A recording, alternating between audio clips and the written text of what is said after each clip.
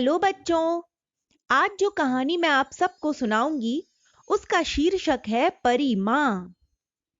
राजू इस दीन दुनिया में बिल्कुल अकेला था। माता पिता बचपन में ही नहीं रहे थे। भाई बहन कोई था नहीं। वह बच्चों के साथ खेलकर मन बहलाता रहता था। किसी के भी घर जाकर खाना खा लिया करता था। कहीं भी सो रहता। सब उसे प्यार बहुत करते थे। एक दिन वह समुद्र के किनारे उदास बैठा था। बैठे बैठे उसने मन में सोचा कि मेरा तो इस दुनिया में कोई है नहीं, किसके सहारे जीवन गुजारूंगा मैं। ऐसा सोचकर उसकी आंखों से टप टप आंसू टपकने लगे। वह आसमान की ओर देखने लगा। तभी वह रोना भूल गया और यह देखकर आश्चर्यचकित रह गया कि एक हाथी आसमान से धरती की ओर चला आ रहा है। वह हाथी ठीक उसके पास आकर उतरा। उसने राजू से पूछा, राजू, तुम क्यों रो रहे हो?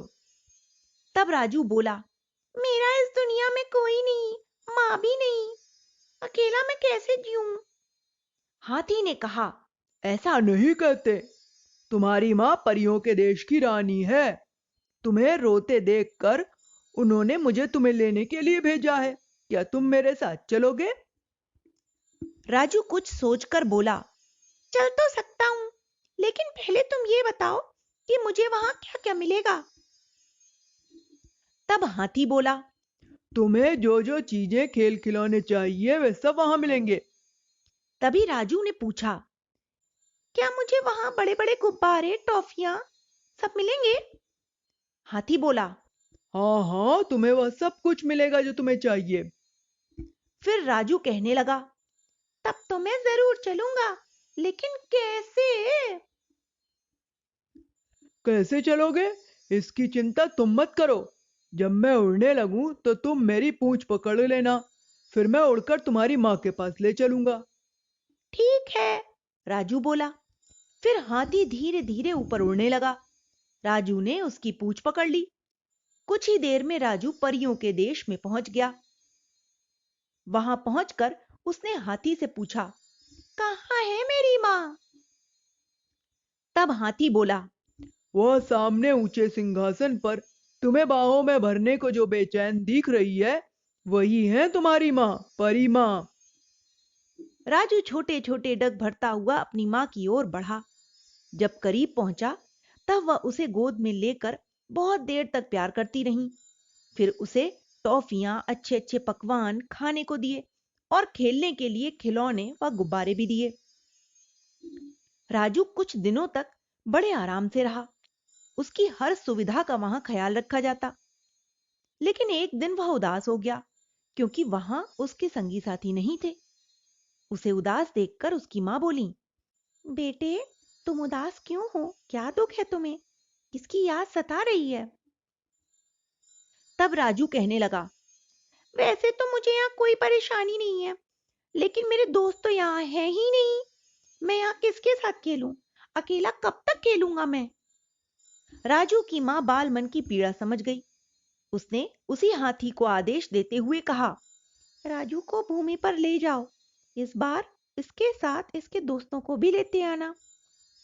हाथी राजू को लेकर भूमि पर उसी जगह पर उतरा जहां से उसे लेकर गया था। फिर राजू वहीं रह गया और हाथी को भेज दिया और बोला कि परसों तुम फिर इसी जगह पर चले आना। राजू अब समुद्र के किनारे बैठ गया था। कुछ देर के बाद एक एक करके उसकी सभी साथी वहां इकट्ठा होने लगे।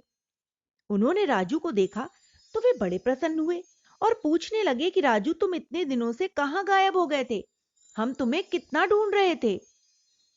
तब राजू बोला, मैं अपनी माँ के पास परियों के देश गया था। मेरी माँ वहां की रानी है।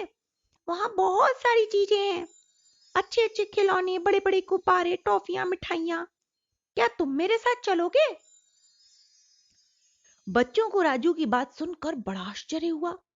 वे सब बोले, हम भी तुम्हारे साथ चलेंगे, हम भी तुम्हारे साथ चलेंगे। तब राजू बोला, ठीक है, परसों उड़ने वाले हाथी को मैंने बुलाया है। जब वह आएगा तब हम सब उसकी पूंछ पकड़कर परियों के देश जाएंगे। बहुत मजा आएगा वहां पर। निश्चित समय पर उड़ने वाला हाथी आया। राजू वह सब बच्चे तैयार थे। राजू ने हाथी की पूंछ पकड़ी, दूसरे बच्चे ने राजू की टांग। इसी तरह एक दूसरे की टांग पकड़कर सभी बच्चे हाथी की पूंछ से लटक गए। वे आपस में बातें करते जा रहे थे। सबसे नीचे लटके हुए बच्चे ने पूछा, राजू, कहां कितने बड़े गुब्बारे मिलते हैं?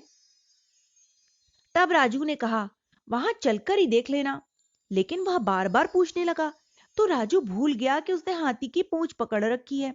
उसने जैसे ही अपना हाथ फैलाकर गुब्बारे का आकार बताने के लिए आगे किया, वैसे ही पूंछ उसके हाथ से छूट गई और सारे बच्चे जमीन पर गिर गए। हाथी ऊपर की ओर उड़ता ही चला गया। राजू मां मां कहकर पुकारता रह गया। फिर कभी ना वो हाथी लौटा और ना ही राजू परियों के देश जा पाया। तो बच्चों, ये एक छोटी सी काल्पनिक कहानी थी जिसका नाम था परी मां। Okay bye.